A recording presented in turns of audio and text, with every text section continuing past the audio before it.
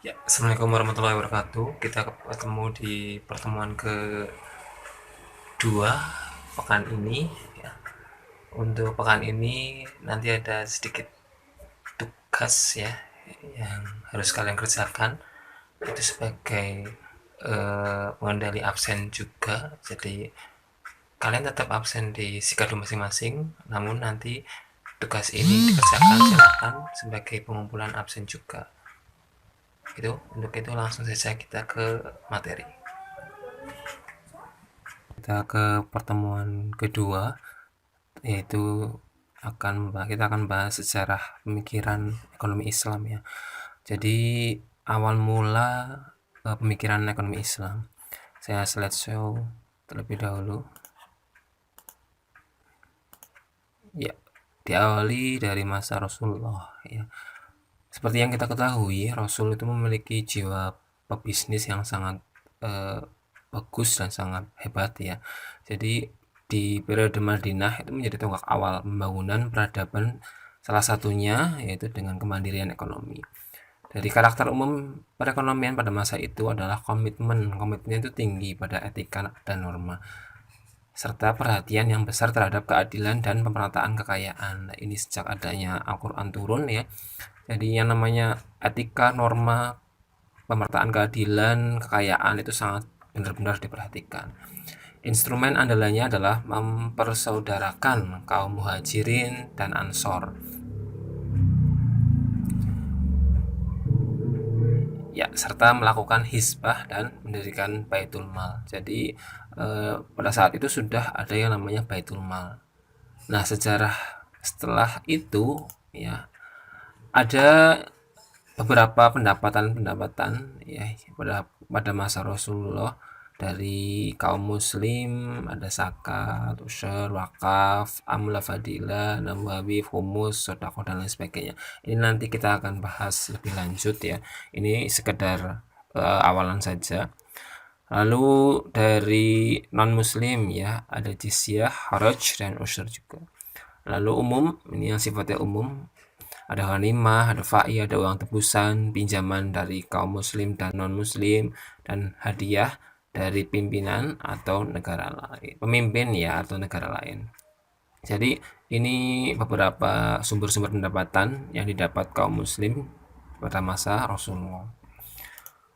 Nah, pada saat itu selain pendapatan pasti kan ada pengeluaran ya. Pengeluaran negara pada masa itu ada banyak sekali ya. Contoh terkait dengan pembayaran pertahanan ya, penyaluran zakat, pembayaran gaji, upah, bantuan musafir. Ya, ini yang utama ini. Kalau yang sekunder ya, ini yang apa namanya? Setelah primer terbayarkan ya, lalu ke sekundernya ada berbagai macam hal itu. Lalu nah ini pada masa Khulafaur Rasyidin nanti ada berbagai macam ciri-ciri khas ya. Ini sudah saya terangkan di masing-masing slide. Pada masa Abu Bakar, saya nggak akan menjelaskan secara terperinci karena ini nanti menjadi sebuah tugas bagi kalian. Nanti kalian silahkan identifikasi ciri-ciri masing-masing dari masa ya. Yang pertama ada masa Abu Bakar As-Siddiq, ada masa Umar bin Khattab, masih Umar bin Khattab, Utsman bin Affan, dan yang terakhir Ali bin Abi Thalib. Ini sekedar yang saya cantumkan di sini sekedar referensi sedikit saja. Kalian bisa nanti silakan browsing di internet ataupun jurnal ya terkait dengan perkembangan sistem ekonomi Islam di masa Khulafaur Rasyidin. Silakan nanti kalian ambil salah satu masa saja contoh ya. Ini terkait dengan sebentar.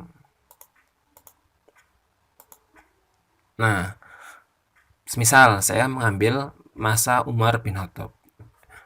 Di salah satu perkembangan di bidang pertanian itu ada Umar itu memberikan sebuah sistem menghadiahkan tanah bagi barang siapa yang bisa menggarapnya. Ya, jadi ketika Anda gagal ya, selama 3 tahun Jadi identifikasinya itu selama 3 tahun, maka akan hilang hak kepemilikan atas tanah tersebut, jadi diganti sama orang lain. Nah, misal saya mengambil ini sebagai ciri khas dari masa Umar bin Khattab, nanti silakan diidentifikasi. Misal saya mengidentifikasi, kenapa 3 tahun tidak 1 tahun saja atau 5 tahun? Karena alasannya disebutkan juga. Misal saya tidak setuju dengan sebenarnya kurang setuju dengan program 3 tahun dari Umar bin Khattab tersebut. Minimal 5 tahun, karena dengan 5 tahun itu kita bisa mengidentifikasi tanah yang subur dan tanah yang tidak, kan karena yang namanya tanah itu kan beda-beda, ada yang subur ada yang enggak. Nah, indeks 3 tahun ini kalau mungkin yang subur ya bisa diolah, bisa digarap, tapi kalau yang kurang subur ya indeks 3 tahun itu saya rasa kurang. Nah, silahkan dijelaskan di situ. Kamu ngambil salah satu ciri ya dari salah satu masa, silahkan dijelaskan alasannya dan diidentifikasi ciri khas tersebut. Gitu. Mau diberikan argumen setuju atau kurang setuju, alasannya apa? Begitu ya. Silahkan nanti saya berikan link untuk pengumpulan tugas ini. Ya, silakan bisa pilih dari Abu Bakar sampai Ali bin Abi Thalib. Lalu setelah itu ada masa pasca khalifah ya. Periode pertama ini 450 Hijriah sampai atau 1058 Masehi.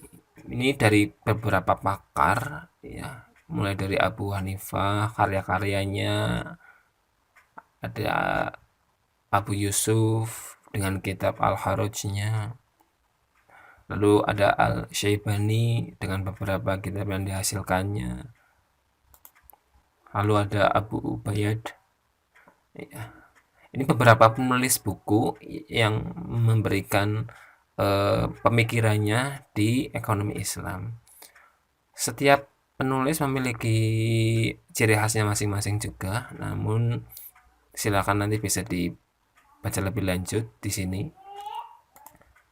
Nah, siapa yang nggak kenal yang namanya Al-Ghazali ya, ini di periode kedua 450 sampai 850 Hijriah. Ya. Lalu ada Ibnu Taimiyah ya.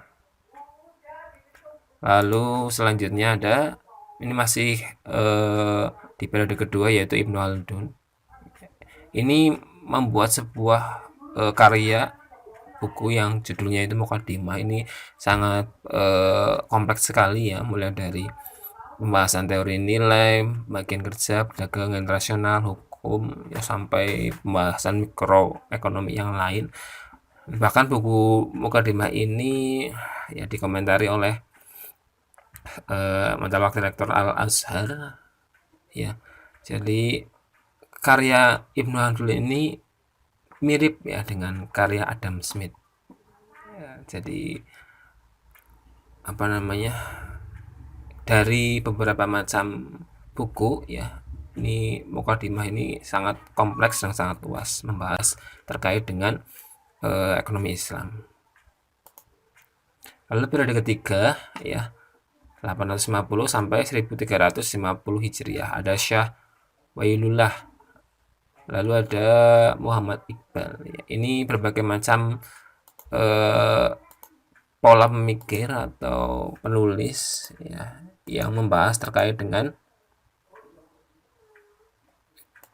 ekonomi Islam. Lalu pada masa itu ekonomi Islam mengalami masa kemunduran dikarenakan beberapa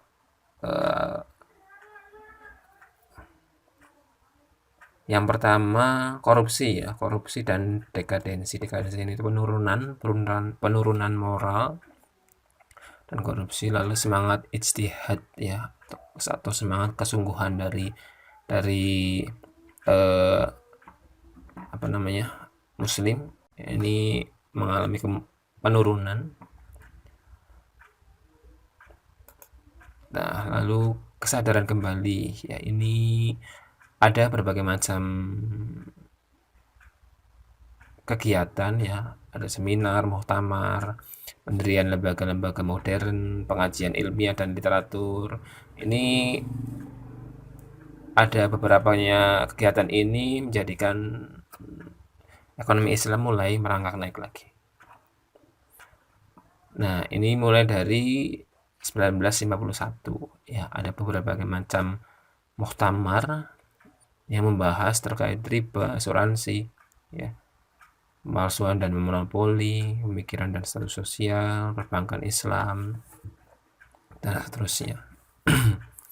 Nah, masa kesadaran kembali ini ekonomi Islam mulai meningkat lagi, ya, terutama di negara-negara yang basicnya Islam. Ya, demikian materi pada kesempatan kali ini. Silakan apabila ada pertanyaan bisa ditanyakan di kolom komentar atau di grup ya. Nanti kita akan bahas. Namun sebelumnya jangan lupa untuk mengerjakan tugas yang telah saya sampaikan di video tadi. Silakan dikerjakan dan berikut link pengumpulan tugasnya. Terima kasih. Assalamualaikum warahmatullahi wabarakatuh.